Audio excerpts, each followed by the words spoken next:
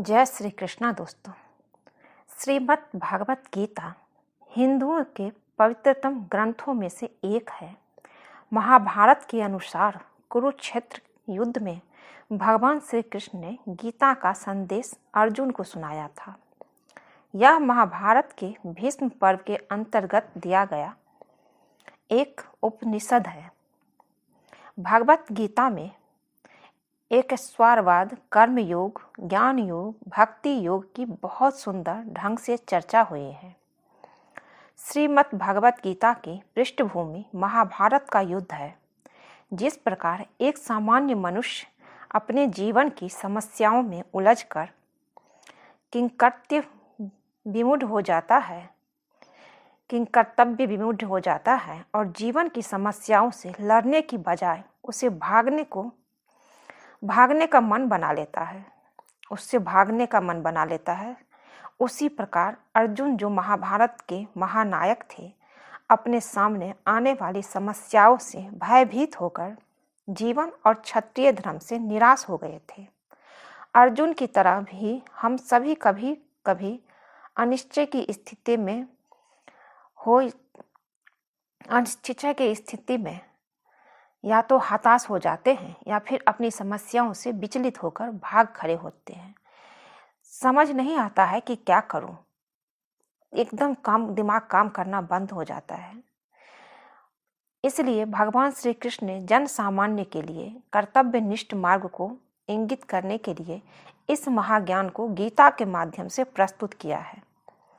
हम सभी 18 अध्याय के आपके लिए इस गीता में 18 अध्याय है कुल, जो कृष्ण जी ने हम सभी के लिए, हर इंसान के लिए कल्याणकारक बनाए हैं। गीता पढ़ने से हम सबके साथ, जितने भी दुनिया में लोग हैं, सबके साथ सबकी समस्या हल होती है। सबकी प्रश्न का जवाब गीता में मिलता है। श्रीमद् भागवत गीता को एक बहुत ही पवित्र ग्रंथ माना जाता है। इसके अध्ययन से पूर्व हम यह भी जान सकते हैं कि इसके बारे में हमारे महापुरुषों ने क्या विचार किया है, वो श्रीमद् भागवत गीता के बारे में क्या सोचते हैं। श्री कृष्ण जी कहते हैं, गीता मेरा हृदय है, गीता मेरा उत्तम सार है, गीता मेरा अति उग्र ज्ञान है, गीता मेरा अविनाशी ज्ञान है, गीता मेरा श्रेष्ठ निवास स्थान है, गीता मेरा परम पद है, गीता मेरा परम रहस्य है, गीता मेरा परम गुरु है। महर्षि व्यास जी कहते हैं, जो अपने आप श्री विष्णु भगवान के मुख काल से निकली हुई है, वह गीता अच्छी तरह कंठस्थ करना चाहिए या सुनना चाहिए। अन्य शास्त्रों से इतना लाभ नहीं है जितना गीता से है। गीता में सब कुछ है। शंकराचार्य जी कहते हैं, गाने योग्य गीता तो श्री गीता का ही श्री विष्णु सहस्त्र नाम का गान है। धरने योग्य तो श्री विष्णु भगवान का ध्यान है। चित्त तो संजनों के संग पिरोने योग्य है और वित्त तो दीन दुखियों को देने योग्य है। संत ज्ञानेश्वर जी कहते हैं, गीता में वेदों के तीनों कांड स्पष्ट किए गए हैं, अतः वो मूर्तिमान वेद रूप है। वो उदारता में तो वो वेद से भी अधिक है। अगर कोई दूसरों को गीता ग्रंथ देता है तो जानो कि उसने लोगों के लिए मोक्ष का सदाव्रत खोला है। गीता रूपी माता से मनुष्य रूपी बच्चे विमुक्त होकर भटक रहे हैं, अतः उनका मिलन कराना है तो यह सर्वजनों का मुख्य धर्म है। श्रीमद् भागवत गीता उपनिषदि रूप बगीचों में से चुने हुए आध्यात्मिक सत्य स्वरूपी पुष्पों से गुथा हुआ पुष्पगुच्छ है। स्वामी विवेकानंद जी कहते हैं, अगर मनुष्य किसी भी कारणों से किसी भी समस्या में से घिर गए हो, कोई परेशानी है, तो मोक्ष प्राप्त करने के लिए, हर समस्या का उलझन सुलझाने के लिए गीता सुन लो। गीता से बढ़कर कुछ भी नहीं है। महात्मा गांधी जी एक बार अपने जीवन में लिखे हैं कि एक बार मैंने अपना अंतिम समय नजदीक आया हुआ महसूस किया। तब गीता मेरे लिए अत्यंत आश्वासन रूप बनी थी। और जब जब बहुत भारी मुसीबतों से घिर जाता हूँ तब तब मैं गीता के माता के पास दौड़कर पहुँच जाता हूँ। और गीता ज्ञान से मुझे समाधान मिला ना मिला हो ऐसा कभी नहीं हुआ है। जब भी मैं परेशान हुआ मैं गीता पढ़ा और मैं समस्या का समाधान किया हूँ। इसलिए हर इंसान को गीता सुनना चाहिए। गीता से बढ़कर कुछ भी नहीं है। गीता हम सभी के घर में जरूर होते हैं पर हम नहीं पढ़ पाते हैं इतना भाग दौड़ के जिंदगी में, क्योंकि कृष्ण जी भी कहते हैं कि पहले अपना कर्म करो। हमें अपने कर्म में ऐसे हम लोग बंधे हुए हैं कि गीता पढ़ने का टाइम नहीं निकाल पाते हैं। इसलिए जो भी गीता सुनना चाहते हैं इस वीडियो को जरूर पूरा सुने और गीता सुन के अपनी समस्या का हल जरूर निकालें। श्रीमद् भगवत गीता आपके जीवन में हर परेशानी को दूर करेंगे। वीडियो को अंत तक जरूर सुनिएगा। श्रीमद् भगवत गीता में भगवान श्री कृष्ण ने अर्जुन को उपदेश दिया था जिसमें साधारण मनुष्य के जीवन से जुड़ी 8 ज्ञान की बातें बताई गई थी जिनसे मनुष्य क्रोध, ईर्ष्या, काम, वासना, लालच इत्यादि बुराइयों से मुक्ति पा सकता है अगर वह इन बातों को अपने जीवन में लागू करता है। सुख एवं आनंद मनुष्य के भीतर ही निवास करते हैं, परंतु मनुष्य उसे स्त्री में, घर में और बाहरी सुख प्राप्ति के लिए ढूंढ रहा है। श्री कृष्ण कहते हैं कि भगवान उपासना केवल शरीर से नहीं बल्कि मन से भी करना चाहिए। ईश्वर का बंधन उन्हें प्रेम बंधन में बांधता है। कृष्ण जी कहते हैं, हे अर्जुन, तुम यह निश्चित ही सत्य जानो, मेरे भक्त का कभी विनाश या पतन नहीं होता है जो मेरा भक्त है। यदि कोई बड़े से बड़ा दुराचारी भी अनन्य भक्ति के साथ मुझे भजता है तो वो भी साधु कहने के योग्य है। उसकी शीघ्र ही मुक्ति हो जाती है, वो धर्मात्मा बन जाता है और शांति प्राप्त करता है। हे अर्जुन, तुम सदा मेरा स्मरण करो और अपना नियत कर्म करो। मुझे अर्पण किए बुद्धि और मन युक्त होकर तुम मुझ में वास करोगे और मुझे प्राप्त करोगे। जैसे प्रज्वलित अग्नि लकड़ी को जला देती है वैसे ही ज्ञान कर्म बंधनों को नष्ट कर देता है। हमेशा संतुष्ट रहने वाला, ईर्षा रहित, सफलता और असफलता में समभाव रहने वाला योगी कर्म करता हुआ भी कर्म से नहीं बंधता। हे अर्जुन, जो आशा रहित है, जिसने चंचल मन और इंद्रियों को अपने बस में कर लिया है, जिसने सब प्रकार के स्वात्मिक का परित्याग कर दिया है, वह मनुष्य देह के से कर्म करते हुए भी पाप को प्राप्त नहीं होता और कर्म बंधन से मुक्त हो जाता है। जो भक्त जिस किसी मनोकामना से अर्ध देवता की पूजा करते हैं और मैं उनकी मनोकामना पूर्ण कर देता हूँ और उनकी श्रद्धा को उसी देवता में स्थित करता हूँ ताकि वो उसी देवता की पूजा कर सके, ऐसे लोग मुझे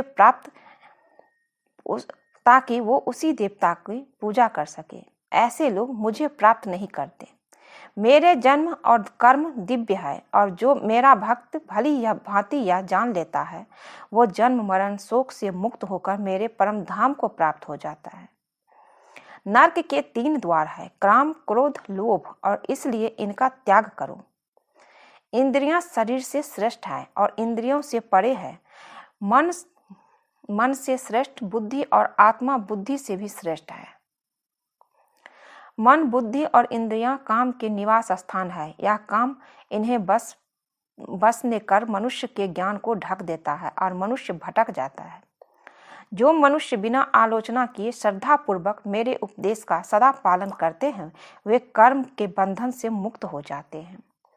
अशांत मन को नियंत्रित करना कठिन है, लेकिन अभ्यास से इसे नियंत्रित और आत्मा के बस में किया जा सकता है। कोई कर्म का त्याग कर कर्म बंधन से मुक्त नहीं हो सकता, ना ही कर्मों के त्याग से सिद्धि प्राप्त होती है। कोई भी मनुष्य क्षण के लिए भी बिना कर्म किए नहीं रह सकता है। जो मनुष्य सभी कामनाओं को त्याग कर इच्छा, अहंकार, ममता से रहित होकर विचरण करता है वही शांति प्राप्त कर सकता है। जैसे तूफान तैरती नाव को लक्ष्य से दूर बहा ले जाता है, वैसे ही इंद्रिय सुख व्यक्ति को गलत मार्ग पे ले जाता है। जो तुम करते हो उसके फल को भगवान को अर्पण करो। ऐसे करने से तुम जीवन मुक्ति का आनंद अनुभव करोगे।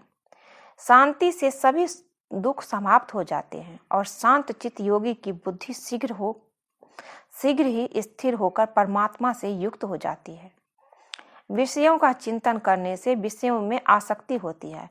आसक्ति से कामना, कामना से क्रोध, क्रोध से सम्मोहन और अविवेक से मन भ्रष्ट हो जाता है और बुद्धि का नाश हो जाता है और बुद्धि नाश से मनुष्य का पतन होता है। हे कुंती पुत्र, संयम का यह प्रयत्न करते हुए ज्ञानी का भी मन इंद्रियां बलपूर्वक हर लेती है। जिसकी इंद्रियां बस में होती है उसकी बुद्धि स्थिर होती है। जो मनुष्य जीवन आध्यात्मिक ज्ञान के चरणों के लिए दृढ़ संकल्प में स्थिर है, वो संकटों के आक्रमण को सहन कर सकते हैं।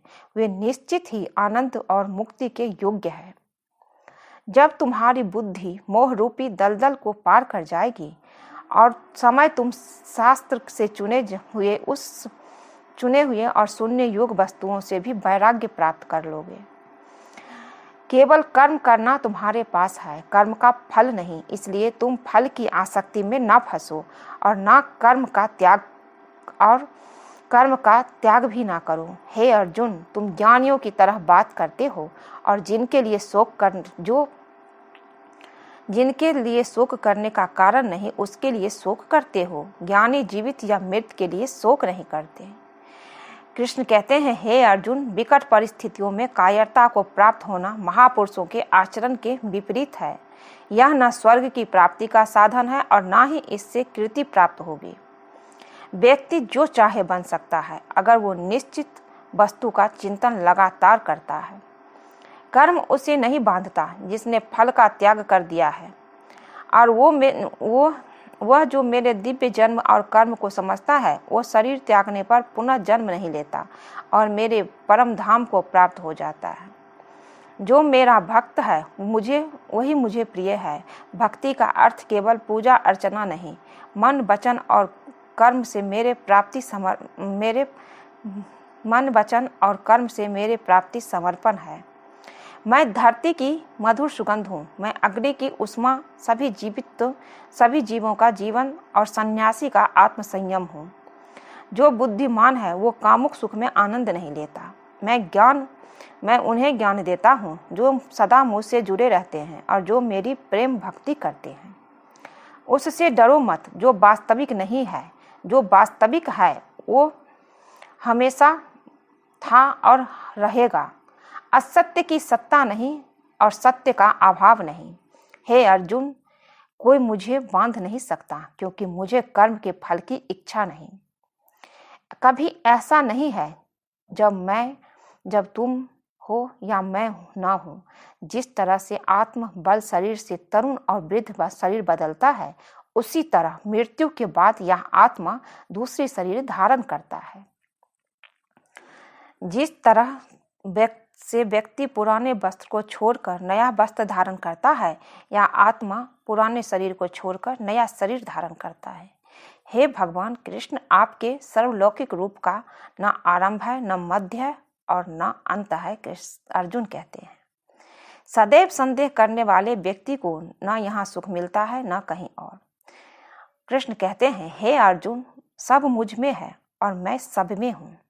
हे अर्जुन, जो भाग्यवान है उन्हें युद्ध के अवसर प्राप्त होते हैं, उनके लिए स्वर्ग के द्वार खुल जाते हैं। हे अर्जुन, अगर तुम युद्ध में जीत जाते हो तो पृथ्वी का साम्राज्य भोगोगे और यदि तुम हार जाते हो तो तुम्हारे लिए स्वर्ग के द्वार खुल जाएंगे। फल से मुक्त होकर दृढ़ संकल्प से युद्ध के लिए खड़े हो जाओ। आत्मा का अस्तित्व अविनाशी और अनंत है। भौतिक शरीर नाशवान है। प्रबुद्ध व्यक्ति सदा ईश्वर के और किसी पर निर्भर नहीं करता।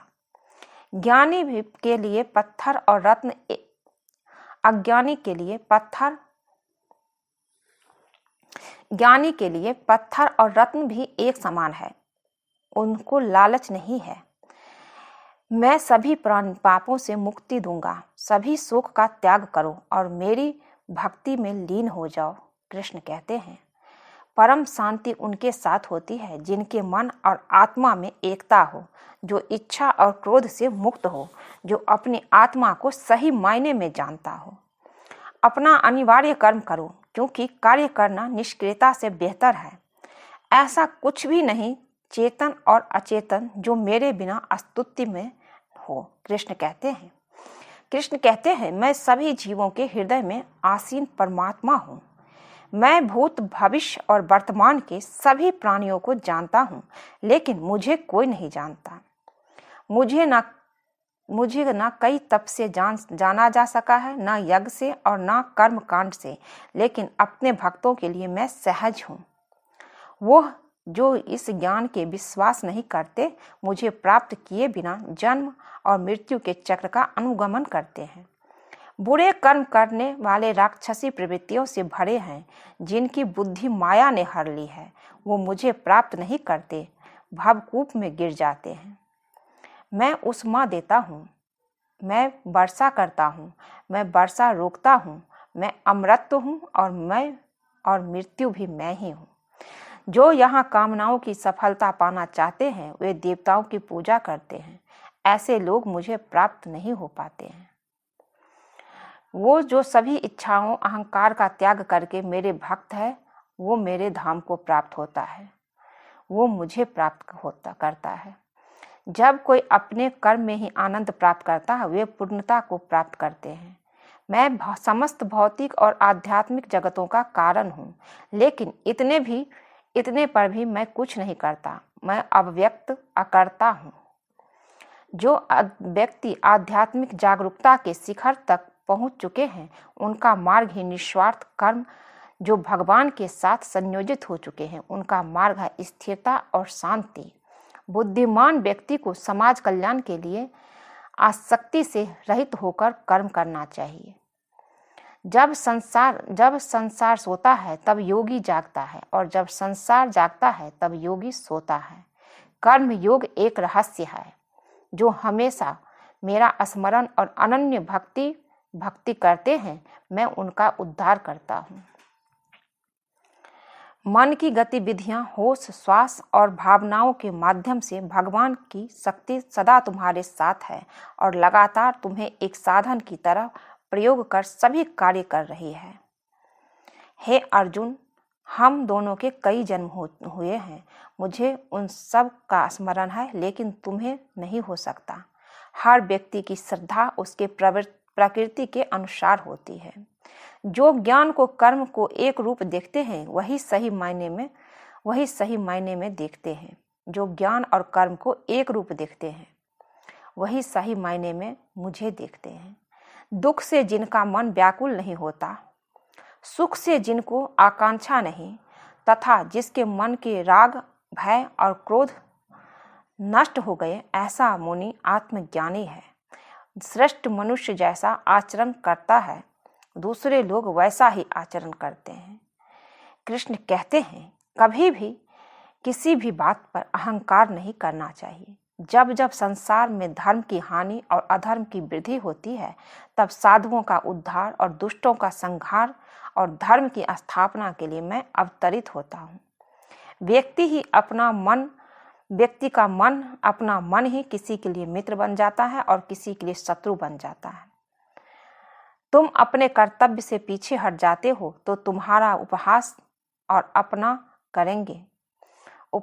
भी अपना ही लोग करेंगे। सम्मानित व्यक्ति के लिए अपमान मृत्यु से भी बढ़कर होता है। कृष्ण कहते हैं, आत्मज्ञान की तलवार से अज्ञान को काट दो, अनुशासित रहो और उठो।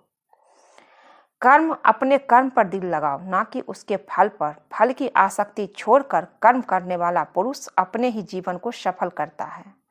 ऐसा कोई नहीं जिसने इस संसार में अच्छा कर्म किया है और उसका बुरा अंत हुआ, चाहे इस काल में हो या आगे आने वाले काल में हो।